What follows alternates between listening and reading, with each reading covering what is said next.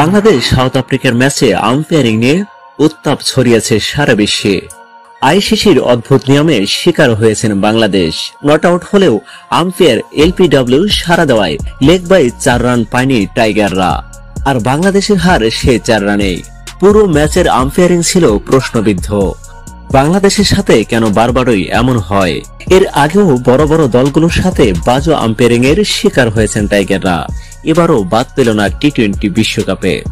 দক্ষিণ আফ্রিকার বিপক্ষে জিততে থাকা ম্যাচ হেরে গেল বাংলাদেশ 2 আম্পায়ারের হটকারের সিদ্ধান্তে। রিয়াত হৃদয় দলকে জয়ের বন্দরে নিয়ে যাওয়ার পথে ছিলেন। এমন সময় লেগ স্ট্যাম্পের উপরের একটি বল রিয়াদের প্যাড ছুঁয়ে বাউন্ডারি পেরিয়ে যায়। এলপিডব্লিউ আবেদন করায় অস্ট্রেলিয়ার আম্পায়ার সাথে সাথে আঙ্গুল তুলে দেন। তাতে লেগ বাই 4 রান পেল না বাংলাদেশ, অথচ রিভিউ হলো নট আউট। ফলে বল হয়ে গেল ডেড। এ নিয়ে সর্ববড় ক্রিকেট বিশ্ব। বাংলাদেশ সমবেদনা পাচ্ছে পুরো ক্রিকেট দুনিয়ার। শোয়েব আখতার থেকে শুরু করে বিশ্বের বড় বড় ক্রিকেট বিশ্লেষকদের। শোয়েব আখতার কঠোর বিরোধিতা করেছেন লেগ বাই অদ্ভুত নিয়মের। আউট না হয়েও 4 রান যোগ হয়নি স্কোরবোর্ডে। রান না পাওয়ার এ নিয়ম চরম হতাশার। আইসিসির এ নিয়ম বদলানো উচিত।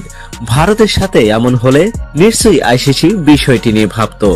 বাংলাদেশের সাথে এখানে শেষ নয়। তাওহিদ হৃদয়ের আউট নিয়ে রয়েছে অনেক প্রশ্ন। আম্পায়ারের এমন সিদ্ধান্ত তাই উড়িয়ে দেওয়া যায় না। প্রিয় দর্শক, আম্পায়ারের এমন সিদ্ধান্তে আপনাদের মতামত কি? অবশ্যই জানিয়ে দিন ভিডিওর কমেন্ট বক্সে।